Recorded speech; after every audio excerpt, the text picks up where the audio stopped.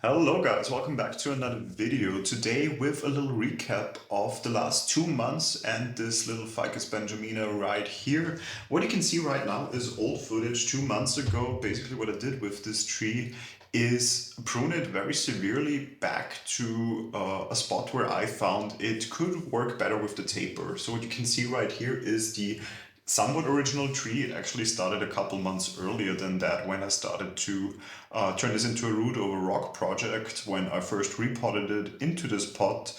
Since then, it has established itself very well in this pot. So 2 months ago, I decided to really work on the taper of this tree because in the end, of course, we don't only want to have a tree that adheres to a rock and will later on be nicely presented in a bonsai pot. The tree itself also has to fit for that. And I just found the tree a little bit too laggy. It didn't really have any taper, so I really decided to severely prune it back to the lowest branch that was available there that was still viable looking. And since then, it has gone through quite the transformation, I would say. So if we still look at the way we pruned it, we really cut it at a point where I would say 2/3 of the tree were actually gone at that point. And since then, as I said, 2 months has elapsed. So let's switch back from this old footage of the tree or how it used to look like and the last steps we took on it to now. And today this tree looks like this here. And you can see, probably spot right away from the beginning, the way it looks now is already somewhat different to the time we pruned it back. And this is simply due to the fact that a lot of budding has happened here. So let me bring it a little bit closer to give you an idea of how this tree has actually improved over the time. And you can see a lot of back budding that has happened. So let's really start from the bottom here. You can see a lot of new growth coming from really down here, especially for example this one here, smaller one up here, and it goes basically all the way up to the top of this tree. And that is of course exactly what I tried to achieve with this project here, to get this tree to branch out, and it definitely does that. I can see a lot of ramification going on here, for example, to also get this tree to bud back at a lower points, because those little branches here you can see have died back already back in the day. So these ones here no longer viable, unfortunately. I can really see now they have died back all the way to the stem here, but we have one new branch here, or one new growth here, a tiny one also down here in the back, a little bit hidden, just starting to form right now, and one already here on top as well. And of course that is the main benefit that we get from pruning back so severely. The energy of the tree is being pulled back into these lower parts of the tree. It basically just tries to figure out in which directions it should grow to develop healthy foliage again, and it does that also very often with then budding back very low here on the stem. And I'm happy with how it turned out. It's always a little bit of a gamble because you don't know if it will bud back and where it will start to bud back. But I think we have some interesting choices here. This one probably I only leave on now as a sacrificial branch to also thicken the trunk here still further.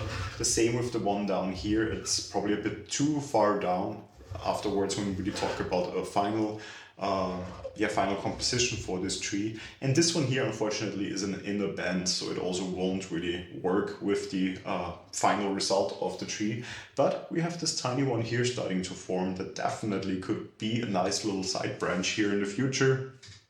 As I said, always a little bit of a gamble. We could have ended up only with this one here in the inner part of the turn, for example, which probably wouldn't have helped us that much. But by having one here and even the one lower down here, we have some options here to work with in the future. And a smaller one actually also starting here, right at where we cut the tree. We might even get a little bit more growth still here. That often happens that from around the wound you get new growth. Let's move a little bit further on or upwards on this tree and talk a little bit about the ramification that's going on still. And just to give you an idea, you can see all the new branches starting to form here. So it's really secondary branches starting to form, which of course is great because a lot of the branch structure we had before we actually took out with the severe pruning that we did. So it's great to see these start to form, good branching starting to happen here. Also really from many different parts, meaning we get a nice branch structure here in the future we can work with, because we will need that talking about also a little bit of the plans for this tree, maybe still. Let me move it a little bit back to give you the whole idea. And to, of course, also a little bit still put the focus on the final goal for this tree, which is a root over rock. You can see here this tiny piece of rock that is visible here. There is, yeah, I would say almost as wide as my hand, covered rock in here in this pot. For now, we keep this rock still covered here in this pot with this inorganic soil because the roots were simply too fine to really adhere or stay alive and viable if we would have already potted it up and keep it above soil level. And that's why right now we give these roots still the time to develop further, to thicken. This way they won't dry out. So when we then move this rock that is covered in here then in the future up above ground level and really have it as a feature on this tree. For now, what I will continue to do is let this grow very wildly, I would say. At a later point, I might even look again into shortening this tree even further. I mean, we let this develop right now here. We might even take it back to a point here in the future to really continue also working and improving the taper. And we will see where it will take from there. So it's not given that we will incorporate all of this foliage up here. You already saw it before. We had to take out this very, very big part that was up here because simply this tree was too laggy and it would, with the overall composition and the goal for this tree, not have worked.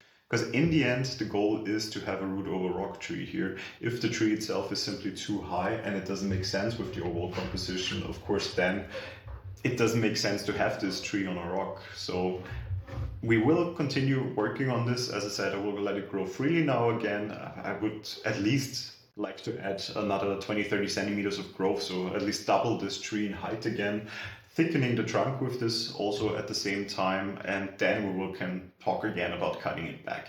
For now, probably just taking care of it as I have done through the cold season, because interestingly also this whole new growth here, everything coming out here is during cold season. I don't even have this at a particularly warm spot in my flat, to be honest. It gets a lot of sun there, but it's not particularly warm, I would say. But nevertheless, this tree has done very well, so definitely looking forward to the growth season to see what this tree still has in store. I think it has a lot of energy. It already starts to pump out a lot of energy right now, and I think this will only increase with growth season.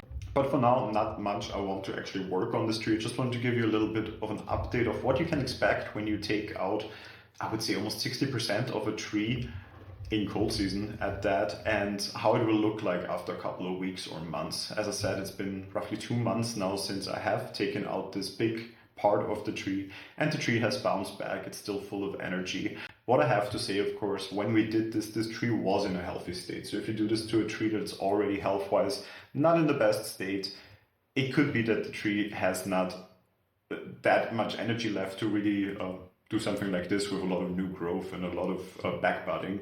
So always keep that in mind. When you work on a tree that's already sickly, this means that it will always be affected much more by this work than if you do it on a healthy tree. So if possible, find a healthy tree where you can work on, experiment a little bit with it. This is definitely an experiment for me with the root over rock that we're trying to achieve here, also really working on the taper, and a tree that is definitely not finalized yet.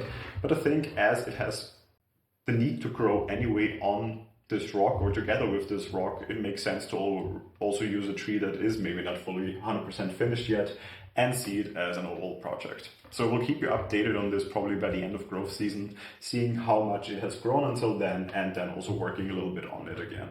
If you have any questions until then, of course, feel free to leave them in the comments. If you have similar trees that you're working on right now that you have pruned back very severely and that are back budding right now, let me know that as well. I'm always interested to see how the trees of other people are doing, so definitely interested in that. If you enjoy my channel, feel free to leave a like, and if you enjoy my videos, feel free to subscribe to them. So hopefully I will see you in the next one. Until then, take care.